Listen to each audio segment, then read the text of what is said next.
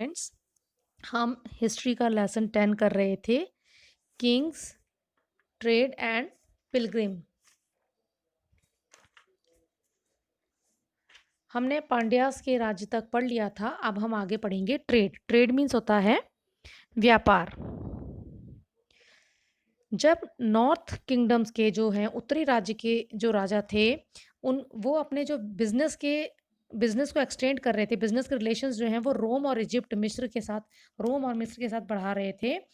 तब उस वक्त जो चोल चेरा और पांड्या के जो राजा थे, वो भी अपने बिजनेस के जो रिलेशन है वो मलेशिया, म्यांमार, चाइना, रोम, मिस्र इनके साथ में बढ़ा रहे थे। Silk route.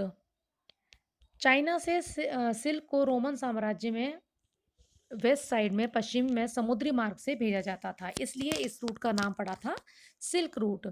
इस जो ये रास्ता था, मार्ग था, यहाँ पर जो व्यापारी लोग थे, मर्चेंट्स थे, वो सोने के सिक्कों का यूज़ करते थे व्यापार बिजनेस करने के लिए। मतलब सामान जब कोई एक दूसरे को देता था तो उसके बदले वो सोने के सिक्के यूज़ करते थे।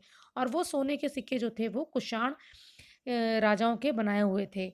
नॉर्थ साइड के राज्यों में सबसे पहले जो है सोने के सिक्कों का यूज़ करने वाले कुषाण लोग जो थे वो सबसे पहले थे।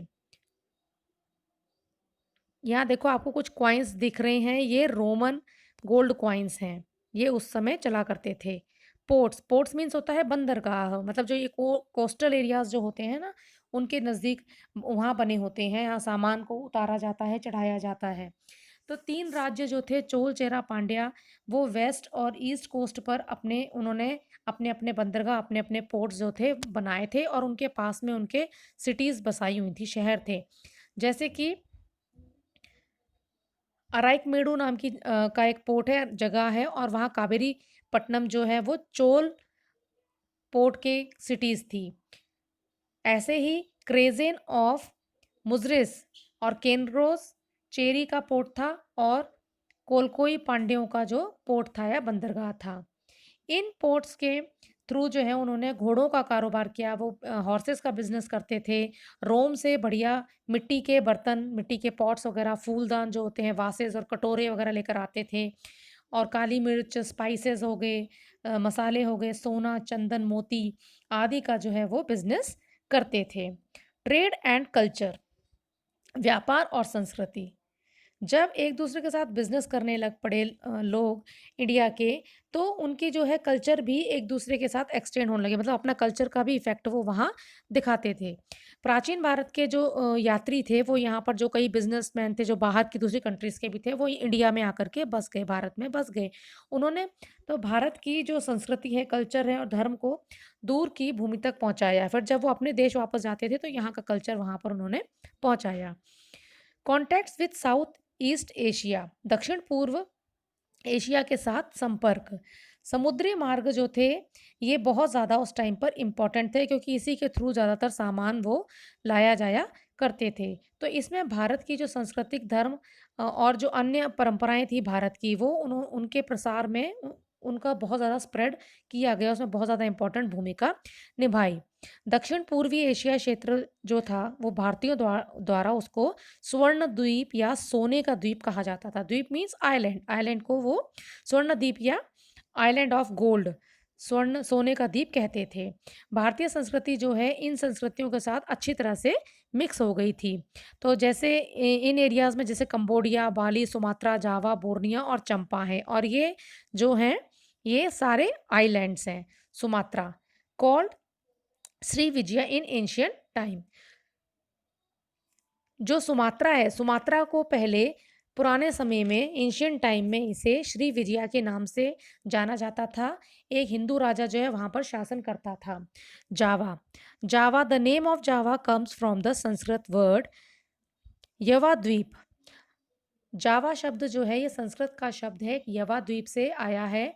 यवा का मतलब होता है बार्ले का शेप, जौ एक तरह का अन्न होता है, फसल होती है इसकी, सीरियल होता है ये जौ, उसका शेप, उसका मतलब होता है यवा का मतलब जौ, और जो द्वीप है उसका मतलब होता है आइलैंड, द्वीप। ये चंद्रगुप्त जो मौर्य था उसके शासनकाल के दौरान एक हिंदू राजा द्वारा बसाया गया था जावा द्वीप को, जावा आइलैंड को। वहाँ पर बाद में कई लोग जो थे उन्होंने बौद्ध धर्म को अपनाया और जो दुनिया का सबसे बड़ा स्तूप है वो वहाँ के बोरोबुदुर में स्थित है। इसके बाद आता है कंबोडिया जो है ये आर्कियोलॉजिस्ट हैं, इनको विद बोला जाता है। उनको ऐसे इंस्क्रिप्शंस मिले हैं, ऐसे शिलालेख मिले हैं जिसमें कंबोडिया में बसने वाले कई ब्राह्मण थे जिन्होंने कई शाही परिवारों में शादी कर ली थी। तो वहाँ कल्चर मिक्स हो गया था, इंडिया का कल्चर और वहाँ का कल्चर, दोनों जगह का कल्चर मिक्स हो गया था। कंबोडिया में एक बहुत बड़ा विष्णु टेम्पल बना हुआ है, अंगोर कोटवार बोलते हैं जिसे, अंग कोटवार विष्णु टेम्पल बोलते हैं, जिसमें हिंदू धर्म की संस्कृति की झलक मिलती है। बाली में भी लोग जो है हिंदू जो रीति रिवाज है, हमारा कल्चर है, उसका पालन करते हैं।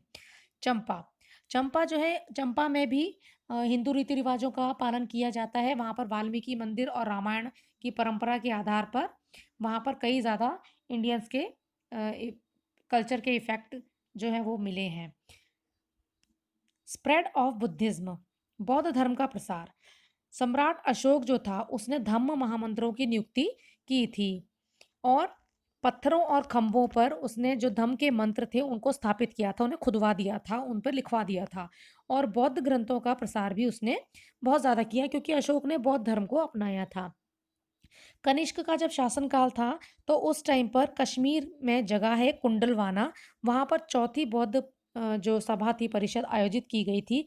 उसमें लगभग 500 जो बौद्ध भिक्षुक थे और विद्वान जो थे, जैसे कि बहुत ज़्यादा बौद्ध धर्म के बहुत ज़्यादा बड़े विद्वान माने जाते हैं, जैसे कि वासुमित्र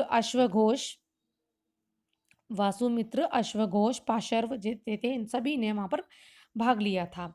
एक बौद्ध ग्रंथ है जिसका नाम जो है त्रिपिटक है, ये देखो यहाँ लिखा है त्रिपिटक जो है एक बौद्ध ग्रंथ है जिस पर जो बुद्ध भगवान थे उनकी जो है पूरी जीवनी जो है वो लिखी गई है। बौद्ध धर्म जो था ये दो संप्रदायों में दो भागों में डिवाइड हो गया था। एक का नाम था हीनयान और दूसरे का नाम था महायान।